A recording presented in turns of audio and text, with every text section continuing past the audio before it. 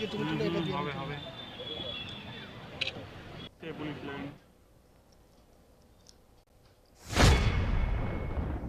কোচবিহার জেলা পুলিশের ৬৬তম অর্থাৎ কোচবিহার জেলা পুলিশের বার্ষিক ক্রীড়া প্রতিযোগিতা অনুষ্ঠিত হলো কোচবিহার পুলিশ লাইন সংলগ্ন মাঠে। প্রতি বছরের মতো এবছর কোচবিহার শহরের পুলিশ লাইন সংলগ্ন এলাকায় অর্থাৎ সেই এলাকার মাঠে অনুষ্ঠিত হলো কোচবিহার জেলা পুলিশের বার্ষিক ক্রীড়া প্রতিযোগিতা এবং উপস্থিত ছিলেন কোচবিহারের জেলা শাসক সহ পুলিশের বিভিন্ন আধিকারিক।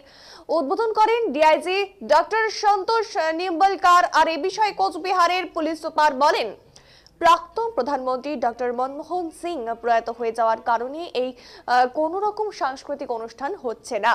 প্রাক্তন প্রধানমন্ত্রী প্রয়াত হওয়ার কারণে শোকের আবহে এই ক্রীড়া প্রতিযোগিতা করা হচ্ছে। একবার দেখুন সেই ছবি। বাতিল সরকার দীপ সিংহ রায়ের নেতৃত্বে বিশিষ্ট অতিথিদের দিকে এগিয়ে আসছে।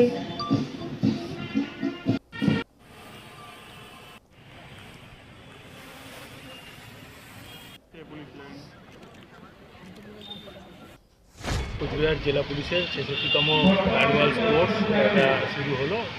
এটা শুরু করলেন আমাদের ডিআইজি সাহেব ডক্টর সন্তোষ নিম্বলকার সাহেব।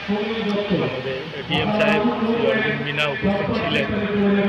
আমাদের একটা শোকের আবহে আজকে এই স্পোর্টস করতে হচ্ছে। আপনারা জানেন আমাদের পুরনো প্রাক্তন প্রধানমন্ত্রী শ্রী মনমোহন সিং তিনি মারা গেছেন।